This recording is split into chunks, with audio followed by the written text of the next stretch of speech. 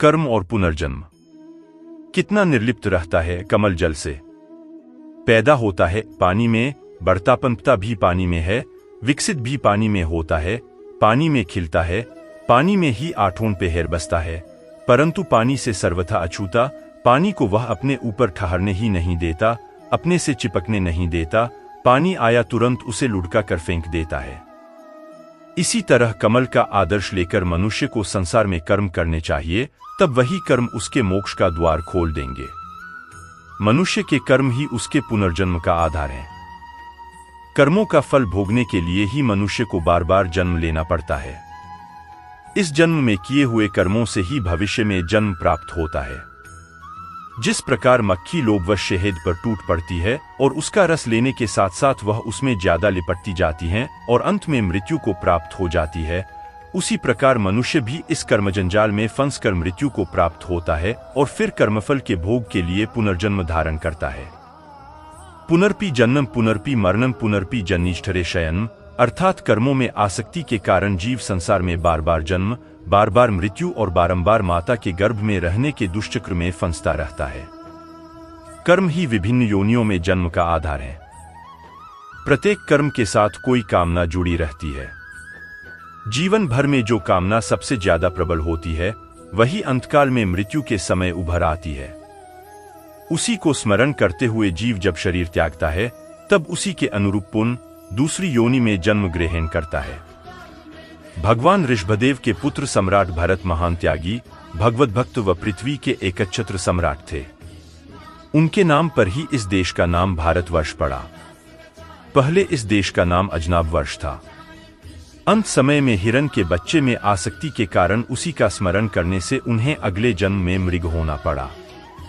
प्रत्येक कर्म का जीव के चित्त पर एक चित्र सा बन जाता है। यही है चित्रगुप्त का लेखा, जिसके आधार पर जीवन भर के हमारे शुभ कर्मों का लेखा जोखा होता है। इसी के आधार पर मृत्यु पर्यंत जीव को उत्तम या अधम योनियां प्राप्त होती हैं। एक ही गलत कर्म से राजा इंद्रद्युम्न को हाथी, गजेंद्र की योनि मिली। साक्षात इंद्र का पद प्राप्त होने पर भी नहुष को सर्प बनना पड़ा। मानव शरीर में जितने रोम हैं, उतनी गायों का दान करने वाले राजा नृग को गिरगिट बनना पड़ा। कर्म कैसे बंधन और पुनर्जन्म का कारण बन जाते हैं, यह इस कथा से स्पष्ट है। एक महात्मा का कोई सेठ भक्त था। महात्मा के पास 1 लाख रुपए थे, जो उसने अपने भक्त सेठ के पास सुरक्षित रखवा दिए थे। एक बार आश्रम बनवाने के लिए जब महात्मा ने सेठ से रुपए वापस मांगे, तो सेठ की नीयत खराब हो गई और वह रुपए देने से मुकर गया। कुछ समय बाद महात्मा की मृत्यु हो गई। कहते हैं कि वही महात्मा सेठ के घर पुत्र रूप में उत्पन्न हुआ और धीरे धीरे उसने सेठ की सारी संपत्ति व्यसन और बीमारी में व्यय करा दी और फिर उसकी मृत्यु हो गई। ऐसा होता है कर्मों का फल। कहा गया है, चोरी का पैसा नाली में ही जाता है। पुनर्जन्म से मुक्ति कैसे हो? प्रश्न यह है कि ऐसी स्थिति में मनुष्य क्या करे?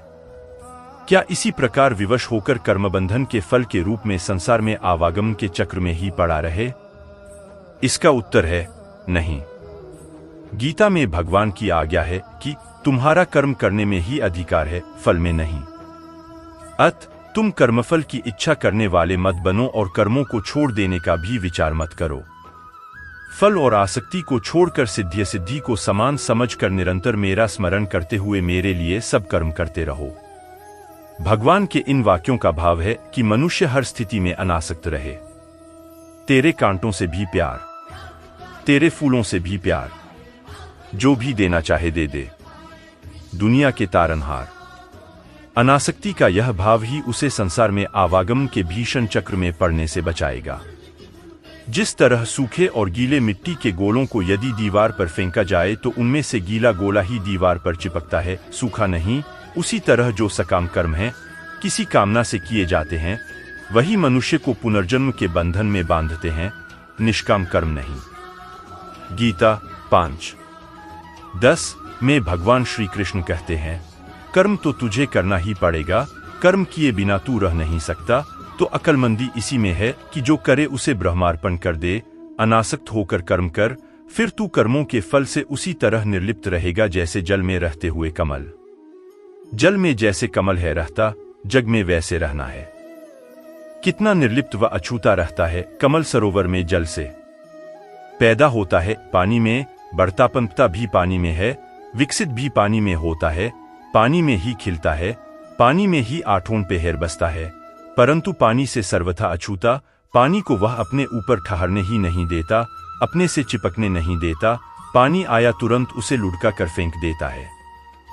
इसी तरह कमल का आदर्श लेकर मनुष्य को संसार में सभी कर्मों को परमात्मा को अर्पित करके उनके कर्मफल व पाप पुण्य से निर्लिप्त रहना चाहिए। तब वही कर्म उसके मोक्ष का द्वार खोल देंगे। कोई भी वस्तु जब भगवदर्पित कर दी जाती है तब उसका महत्व बढ़ जाता है। भौतिक पदार्थ भी ईश्वर को समर्पित होने के बाद ईश्वरीय होकर विलक्षण गुणों से संपन्न हो जाते हैं। ऐसी स्थिति में निष्काम कर्म को भगवान को अर्पित करने से उनका महत्व कितना बढ़ जाता है, इसका अनुमान नहीं लगाया जा सकता है। गीता 12:6-7 में भगवान के वचन हैं, हे अर्जुन, जो साधक मेरे परायण होकर समस्त कर्मों को मेरे समर्पण करके अनन्य योग से निरंतर मेरा चिंतन करते हुए मुझे भजते हैं, उन मुझमें चित्त लगाने वाले प्रेमी भक्तों का इस मृत्यु रूप संसार समुद्र से मैं शीघ्र ही उद्धार कर देता हूं। संसार के आवागमन से मुक्ति सुकर्मों से नहीं मिलती, बल्कि कर्मफल से कुछ भी संबंध न रखकर कर्म संन्यास से मिलती है। गीता के अनुसार जो कर्म परमात्मा की प्रसन्नता के लिए, लोक कल्याण के लिए, सब लोगों के उद्धार के लिए आसक्ति, स्वार्थ और कामना को त्याग कर किया जाता है, वह बांधता नहीं और यह यज्ञ है। कर्मों में कर्तापन का त्याग और फल की इच्छा का त्याग करने से मनुष्य मुझे अर्थात मोक्ष रूपी फल प्राप्त कर लेता है। यही कर्म संन्यास है।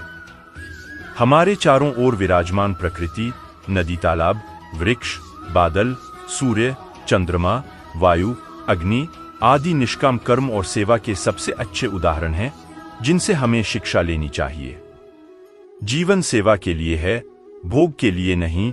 जो कर्म अपने लिए किए जाते हैं वे भोग हैं, और जो दूसरों के लिए किए जाते हैं वे सेवा है।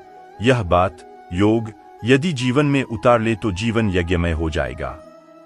कर्म के साथ योग का संबंध होने पर वह मनुष्य को परमधाम तक पहुंचाने वाला ब्रह्मयान बन जाता है। दोस्तों, वीडियो